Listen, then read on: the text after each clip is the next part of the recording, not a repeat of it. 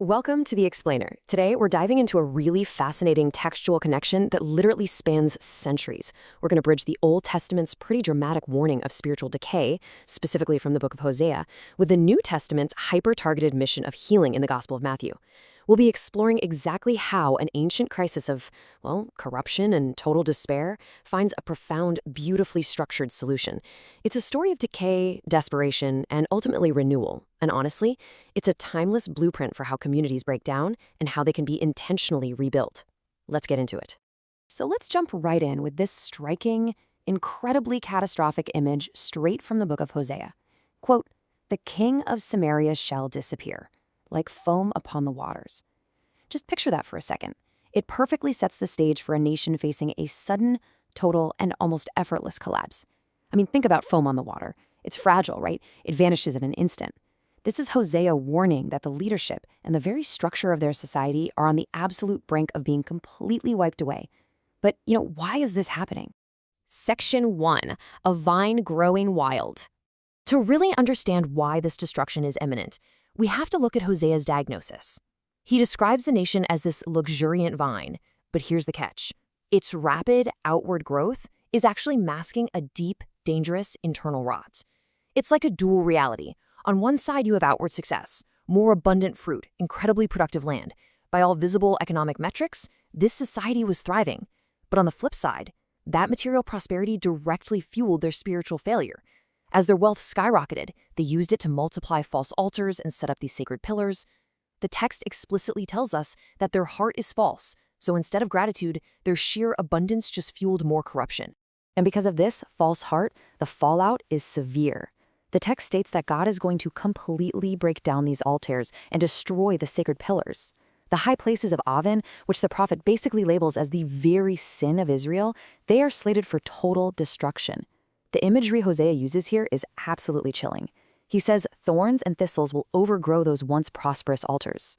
So what was once a symbol of luxurious, albeit totally corrupted wealth, is going to be entirely reclaimed by the harsh wilderness. Section 2. The cry for justice. Now, we've seen the physical destruction, but the human element of this collapse, it's even more devastating. This quote captures a dramatic pivot from just losing your stuff to a desperate psychological reaction. Then they shall cry out to the mountains, "Cover us," and to the hills, "Fall upon us." Imagine the absolute despair required to literally beg a mountain to crush you, just to escape the reality of your situation. The people suddenly realize that their wealth is gone, and their earthly king, who, remember, disappeared like foam on the water, can do absolutely nothing to help them. It is a moment of total, terrifying vulnerability. But right at the peak of this despair, the text takes a huge pivot. The tone shifts entirely.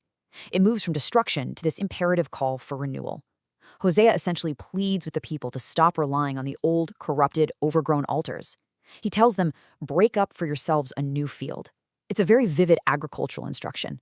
And look, for an ancient agrarian society where your very survival depended entirely on the quality of your soil, this metaphor would have hit with incredible force. You simply cannot plant good seeds in soil that is choked with thorns and thistles. You have to start over. You have to painstakingly prepare the ground and make way for something entirely new. So, how exactly are they supposed to farm this new field?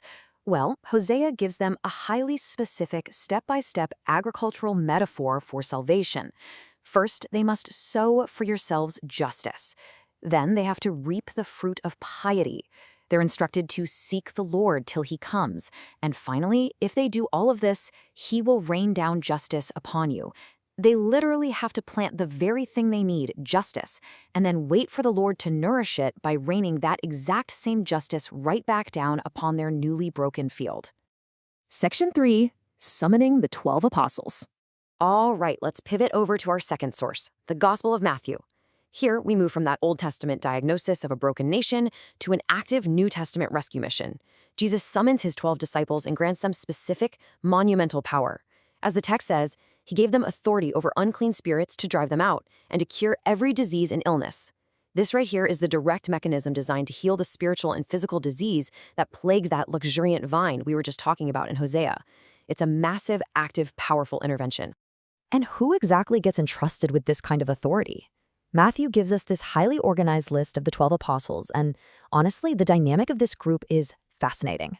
We've got pairs of brothers like Simon Peter and Andrew, James and John. But what's truly wild are the specific inclusions the text makes sure to note. You have Matthew, explicitly identified as the tax collector. Keep in mind that's a profession heavily associated with the exact systemic corruption Hosea was warning about. And of course, finishing the list is Judas Iscariot, with the text actively pointing him out as the one who betrayed Jesus. It's this remarkably diverse, entirely imperfect cast that is summoned to do some absolutely extraordinary healing. Section 4. Seeking the Lost Sheep. With this diverse group now authorized and empowered, look really closely at the instructions they are given. The mission Jesus assigns them is intensely targeted.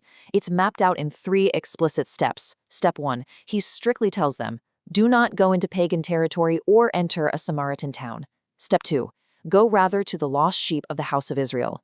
And step 3, as you go, make this proclamation, the kingdom of heaven is at hand. They aren't being sent out to the whole wide world just yet. They are being pointed like a laser at one very specific group of people. And this is where all our narrative threads finally pull together. Who exactly are the lost sheep of the house of Israel? They're the direct descendants of the crisis we saw at the very beginning of our explainer. They are the specific community described in Hosea, the ones suffering from false hearts, whose altars were broken, whose leadership vanished like foam on the water, and who are in desperate need of that restorative reign of justice. Jesus is sending his disciples precisely to break up the new field of this historically wounded community. Which leaves us with this final thought. We started with a luxuriant vine that rotted from the inside out due to false altars and unchecked prosperity, leading to total despair. And we end with a targeted, intentional mission of 12 men, sent specifically to heal those broken remnants. So how does the harvest of a wild, overgrown vine ultimately transform into the intentional gathering and healing of lost sheep? It challenges us, right? It makes us reflect on how outward decay in a community is eventually healed, not from the outside in, but by targeted internal renewal and the careful, patient sowing of justice. Definitely something to think about the next time you look at the vines growing in your own community. Thanks so much for joining me on this explainer, and I'll catch you next time.